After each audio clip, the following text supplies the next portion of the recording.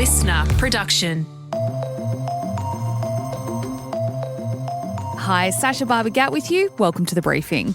Revenge quitting is tipped to be the workplace trend of 2025. It's where you leave a job with little to no notice and maybe leave a path of destruction on your way out. But is quitting with a grudge an epic power move or a career killer? Or both? We're all just numbers when we work for someone else, and the business is in power. So whatever you do, whether it's leaving without notice, writing bad reviews, it doesn't matter. They don't care. They're going to find the next person. So, are you one of the many considering a rage quit from your job? And is that a terrible idea? That's coming up in the second half of this episode. But first, it's time for all the biggest news stories of the day with Chris Spiru. It's Wednesday, February 12th. Morning, Sash. Morning, everybody. First, to news out of the UK this morning, Sam Kerr has been found not guilty in her racial harassment case. The Matilda's captain had been facing 26 weeks behind bars after being accused of the aggravated racial harassment of a police officer in 2023 for calling him stupid and white. It took the jury a little over 4 hours to return the verdict, which was unanimous. And while Kerr appeared straight-faced, many of her supporters in the public gallery, including her fiancé Christy Mewis, broke down in tears. The jury was asked to decide whether Kerr intended to and actually did cause the officer hurt, alarm and distress, and whether her comments were racially aggravated. As we heard, they found in the negative. And after handing down the verdict, the judge said Kerr's actions in the police station had not helped her situation, which he says goes towards the issue of costs, which has yet to be settled, and that's something that we can expect to happen soon. Look, this is no doubt something that's really positive for Sam and her family and her fiancé. As you mentioned, they've been really, straight-faced the whole way. They haven't commented going in or out of court. But seeing the fact that Christy, broke down in tears, you can imagine how stressful this would be. I don't think anyone really associates Sam Kerr with, criminality or being like really naughty and kind of like, oh, this is just Sam. Like this seemed, pretty full on for someone like Sam to be confronted with. We did see her, though, give a friendly smile as she was departing the dock for the final time. She did tell the court officer she hoped to never see them again. She also gave a thumbs up to her lawyer. So we did get a little bit more emotion from Sam on the last day after she got that positive news, but she did not make any comment as she was leaving the courtroom. I guess the thing for me this morning, seeing this story, was relief. The immediate emotion was relief, and that was two-pronged because we felt relief last year when we heard these allegations of racism. We were like, oh no, what has she done? What has she done? Then it came to light what she said, and there was a collective sigh of relief on the internet. People were like, oh, well, it's just that. And I know that this has opened the door to a few comments and back and forths and healthy debate, honestly, about what is considered racism and whether a white person can experience racism, which I'm sure is a conversation that will continue this morning. But I'm sticking with my guns here. This is good news for Sam Kerr, and I'm really, really happy with this outcome. Yeah, and we'll wait and see as well what will happen with her career. She has admitted she's embarrassed by that video that emerged. She admitted in her police interview that she was clearly intoxicated. So she's definitely expressed that sentiment that she's not proud of what happened that night and everything that kind of came out. It is in the public now. People know it's there. However, as I've said the last few days, we have heard from the Australian government. We've heard from Chelsea. The Matildas still have her listed as captain. It looks like her football career will survive this. Questions remain today about whether Australia has managed to secure an exemption from Donald Trump's tariffs on steel and aluminium. The President and Anthony Albanese spoke yesterday, and a carve-out seemed a real possibility.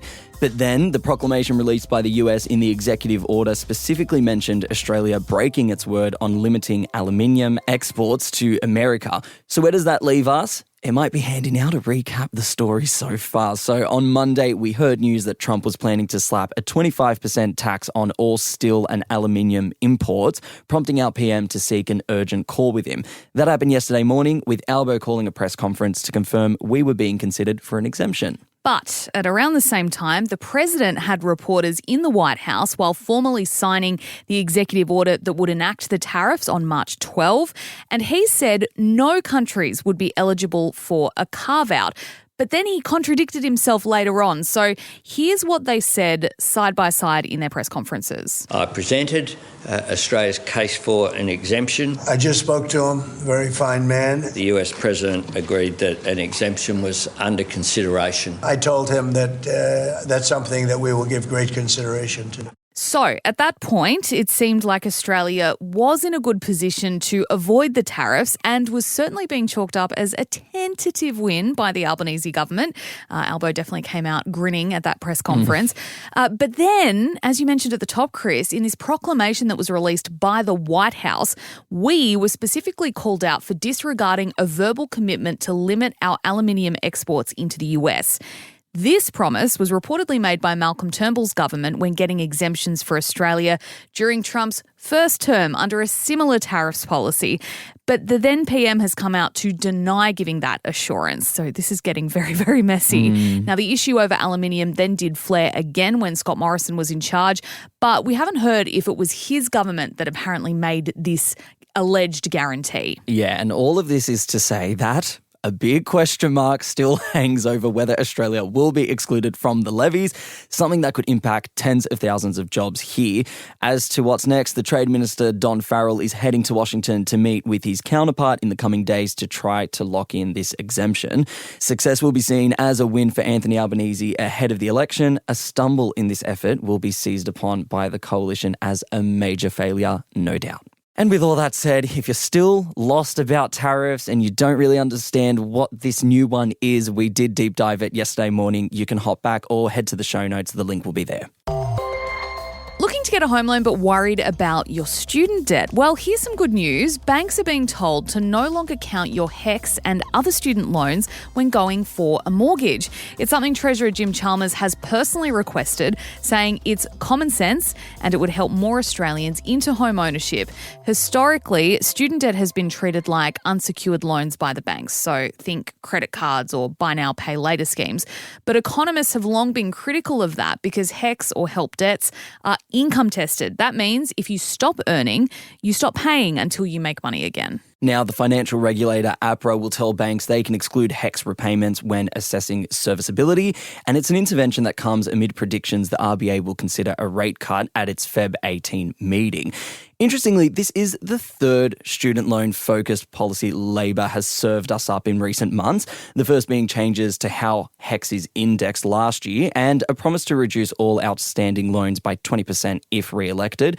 The Minister for Education welcoming the changes, saying it'll make life easier for people just out of TAFE and uni. Yeah, and this is another one of those cost of living policies that is trying to avoid impacting inflation by just giving people money. It's saying, well, here's another way that we can help you.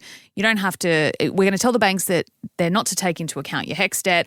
So yeah, this is another one where Labor's trying to get ahead of those sort of cost of living pressures. And we're going from buying houses to selling them, with a couple in Melbourne enlisting the help of someone pretty famous to help offload theirs. What I do have are a very particular set of skills. Skills I've acquired over a very long career. Skills that make me a nightmare for people like you. Yep, that was Liam Neeson there, and he's offered a helping hand to Dean and Sonia Faye, lending his acting skills to a promotional video made to sell their Mulgrave home. Hi, Liam. I got the perfect home for you in Waverley Park. Waverley Park? Listen, man, I'm shooting a movie at the moment. Do a video and send it to me. Sure. You better be quick. Otherwise, this home will be taken. Okay, so what you just heard there was, this was filmed, and it's a real estate agent, the real estate agent for this property, speaking with Liam and, you know, doing the taken bit because poor guy, he can't escape it. If you speak to Liam Neeson, it's, I've got a very particular set of skills, as we just heard. Yeah. And look, in case you didn't know, the Taken actor has actually been in the country for a few years on and off now, and that's because he's been filming a number of movies here. And if you're wondering why he's chosen to help this couple specifically, well, Dean Fay was an assistant director on the film Blacklight, which was shot in Melbourne in 2020, and he and his family struck up a friendship with the Hollywood star. Their house is going up for auction at the start of March. Whether Liam will make an appearance in the flesh is is unclear. And unlikely, let's just say. And unlikely. But the real estate agent selling the home has said he thinks the house will set a sale record in the area. If you're in the market to buy a property and you're going through and then you find one that has a video with Liam Neeson, would it make you want to buy the house? I just don't know if this would work. I mean, do you know what it does do though? We're talking about it. This was written up by a bunch of the news sites. There's links to the video. There's links to the property, which means that all it's doing is just getting extra eyes on the property. So, I mean, look, it's not solid marketing. Yeah, like you can't hate on it, but also like this wouldn't convince me to buy this particular house. Chris, thank you. Next up, we are getting into a deep dive looking at revenge quitting. It's tipped to be the workplace trend of 2025. We'll tell you why next.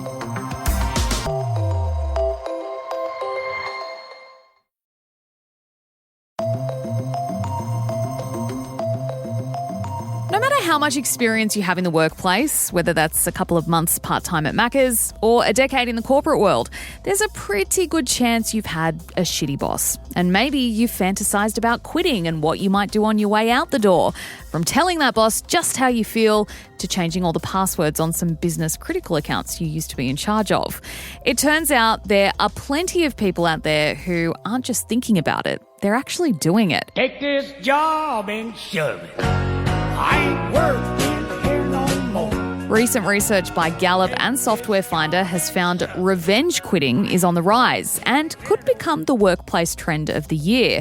Why? Big businesses forcing staff to return to the office, which seems to be happening in increasing numbers right around the world. Donald Trump even signing an executive order to make federal employees get back behind their desks. But is revenge quitting one of those things that might feel really good in the moment but turn out to be a big mistake for your future career prospects? And should employers be trying harder to keep us happy to avoid it happening to them? Tammie Ballis is a recruitment expert from Realistic Careers and she is here with me now. Tammie, I feel like we've all thought about revenge quitting at some point. But how ballsy does an employee have to be to actually do it? They have to be pretty upset, angry and disgruntled to revenge quit or quit without giving notice, because there are repercussions to quitting without giving notice. It depends on the circumstances that the employee is employed on, right? So a casual employee probably won't have any repercussions. They might, according to the award that they're on or their employment agreement, they might not be able to get their entitlements or they might have wages deducted from them. Where a permanent employee, again, same things apply, but it's also a reputation situation as well that's at stake, because a lot of permanent employees, industry in Australia is quite small. People know everybody, right? Whether it's mining industry, medical industry, government, whatever it is. So your reputation's at stake, and that's the hard part, and that's what people need to understand if they decide to revenge quit. Well, let's talk about what revenge quitting actually is. What are some ways that employee might exact their revenge on a boss or a workplace on their way out the door? So it's one of those things where they've probably fed up with the poor pay. Maybe they've tried to get a pay rise and they haven't been successful. It could be dealing with terrible customers and management doesn't do anything about it. It could be a multitude of things. And a lot of the time, employees revenge leave. So they just drop and leave without giving any notice, and that's it. They've left. It's over. You have to be in a pretty bad place to do that. I think with the cost of living, with inflation, people are more frustrated. People are venting about it online, so which is a good thing. But I think also having a complaint online and validating your feelings doesn't necessarily mean that it's the best move for you in the workplace. So yeah, they're in a pretty bad place when they decide to revenge quit. Another way is also writing bad reviews on company websites and things like that. HECS got reviews as well. That's another way, they can get revenge. But at the end of the day, we all need a job, and some people just, take those reviews as a nip in the bud. They don't really care. We need to work. Some people are taking it further than that. I'm seeing reports of changing the company's passwords. Say you're in charge of digital accounts, for example, social media accounts, changing the passwords on your way out or putting a post up on the company's Facebook page or Instagram account or whatever. People deciding that on their way out they're going to take all their sick leave and annual leave and, whatever they can to kind of make it as hard as possible for their employer. You kind of touched on it, but what are the risks associated with doing this? It might feel really great in the moment, but the long-term impacts could be quite big, right? Absolutely. Well, it might mean that you can't get a reference check. It might mean that at the next job that you go to, when, say from a recruitment point of view, it's why aren't you working at the moment? Why did you leave without giving notice? And they're red flags in an interview. Because regardless of whatever's happened to that person, it makes the candidate or the applicant look like they're at fault because they haven't behaved professionally. So, and this is where we've got to be careful when it comes to our feelings and acting on impulse. There is a long-term effect and it does affect a lot of people. Look, personally, I've done it. I did it around 10 years ago. I had enough of an agency that I worked in and I left during the probation period and I encountered problems when I was going for next jobs. It was, why did you leave without having another job in tow? Or, okay, well, if you've left them, are you confident that they're going to give you a good reference check? And that's where people make mistakes too. And I get that with a lot of candidates and a lot of people that I career consult, they do that. And that's the problems that they face. They're the walls because it makes it look like the candidate's the problem, not the workplace. This might be an extreme example, but are there legal implications potentially if you are messing with company property, i.e. their social media accounts, you're changing the passwords? Could they get you into trouble, legally with those sort of actions? I'm a recruitment consultant, so yes, we abide by, the ACCC, the Fair Work Act and all of that. So I can't really make a comment when it comes to the legalities. That's probably better for an employment lawyer. I haven't experienced it, but I would be very, very careful because you're damaging company property. Right. I've even experienced it from a hairdressing point of view. I've heard this where someone was having a terrible time at work and they've gone in and changed the phone numbers, the addresses and the colour recipes for the clients. Oh, my goodness. That's pretty awful. Yeah. Oh, yeah. So that's a silent protest. And then, how are you going to prove it that it was that person a lot of the time? It's very risky. I would never do that, but who knows? Don't do it, basically, is probably the best advice from someone like yourself. That's the thing. Look, recent research suggests as well something that could be driving this trend, because we're being told it's the workplace trend of 2025, revenge quitting. And part of that could be return to work mandates, which we are seeing increasingly. Yes. We've just seen it happen even in the US, Donald Trump signing executive orders to force federal employees to get back to the office. Do you think that's what is potentially driving this newfound desire to revenge quit? Well, look, to be honest, revenge quitting's always been there. It's always been there. I think it's just because we've all got a voice on social media, it's a topic that is trending because people are talking about it, but it's always been there. And with social media, you can be anonymous. So if you go to do a Reddit post or if you comment on a TikTok video, it's anonymous. So it seems like it's more common, but it's always been there. It's absolutely always been there. Who do you think is most likely to do this? Like, could we say, for example, that it's a Gen Z thing if we're, you've just made the point, it's always been around, but we're hearing more about it at the moment. So is this like a Gen Z thing maybe? Or is there a type of employee who might be more likely to revenge quit? From experience, it is usually the younger ones. So at the moment, the Gen Zs, because a lot of the time, they're working in casual employment. They are living at home, so they don't have to worry about mortgages and rent and things like that. So they do have a buffer zone where they don't have to, worry about looking after a family. So it would be more, in my opinion, the Gen Zs, again, because they are online too and all of their friends are doing it. So it's that common bias. Well, it's okay if everyone else is doing it. I wouldn't necessarily see it from the older generation, so like the millennials are quiet quitting still, and they're being smart about it. They're quiet quitting until they find the next job. Explain to us again what silent quitting is, just for anyone who isn't quite sure what that is. So silent quitting or quiet quitting is just doing your job without going above and beyond, without doing any extra hours, without doing any overtime, and acting your wage, pretty much. So it's not trying to work on any projects. It's not trying to, oh, you've got a problem in this team. Look, I'll stay half an hour back to help the team. It's just doing your job, being a clock watcher, leaving it whenever you're supposed to leave, and that's it. There's no options for you, or you're not giving yourself the option to potentially grow or get a promotion or anything like that. It's just biding your time, staying in your job until the next opportunity becomes available. What's a better way to exact revenge on a shitty boss or a shitty workplace on your way out the door that doesn't involve potentially harming your future career prospects? Success is the best revenge for yourself. And that's a long-term goal, and it's not immediate revenge on the business.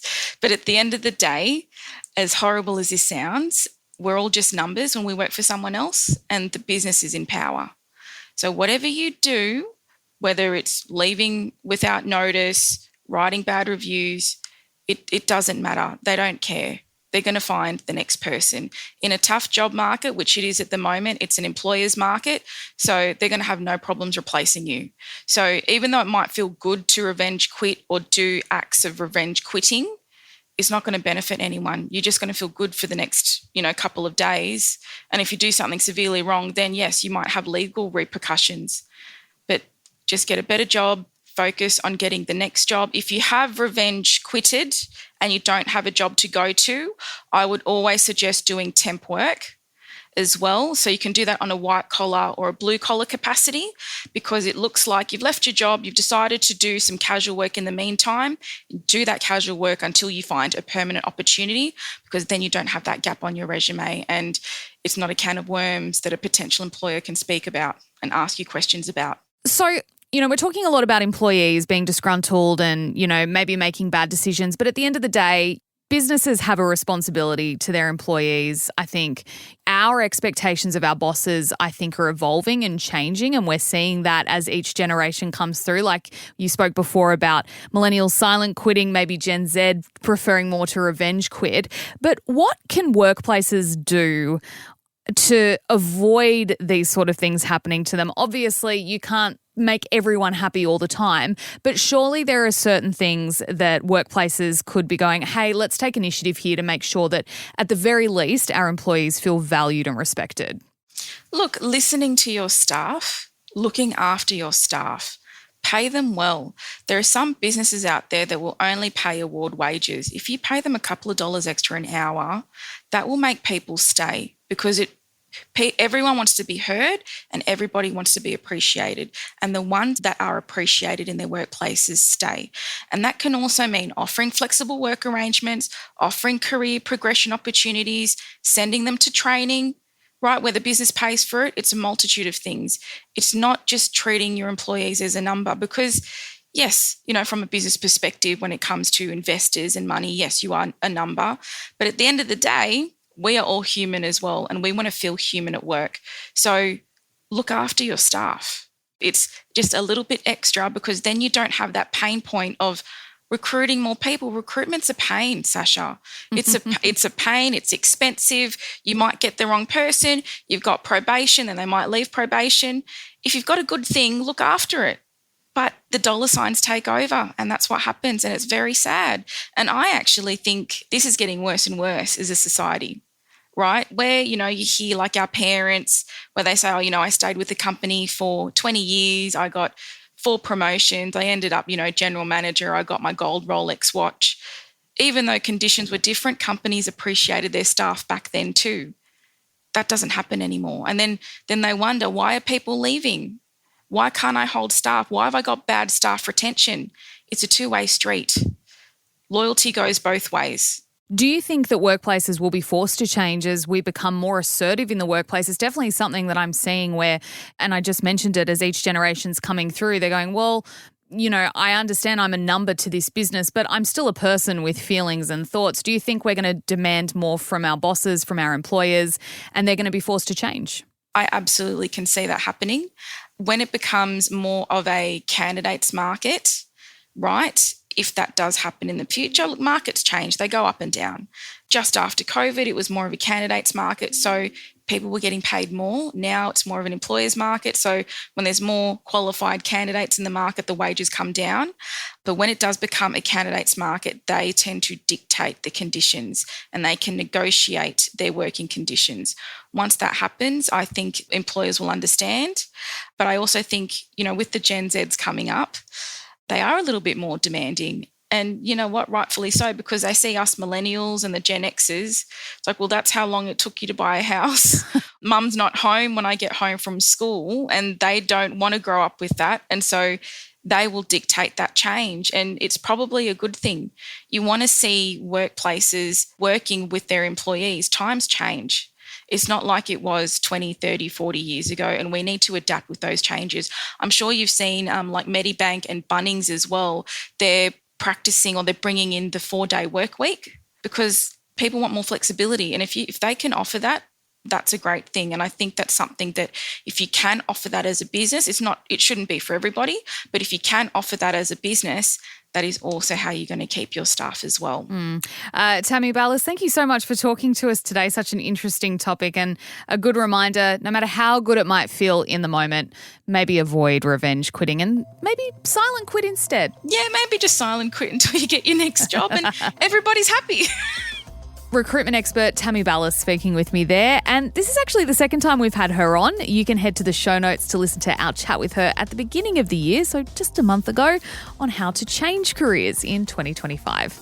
And that is it for this episode of The Briefing. Thank you so much for being here. If you've got someone in your life who's thinking about revenge quitting, maybe send this episode to them as a warning. Don't do it. And if you want to keep up with our other content, of course, we are on Instagram at The Briefing Podcast. We're also on TikTok and YouTube. Search Listener Newsroom. Don't forget to like, share, subscribe, do all that fun stuff. It's a really easy way to get the message of The Briefing out there into the world. I'm Sacha Barbour Gatt. See you next time.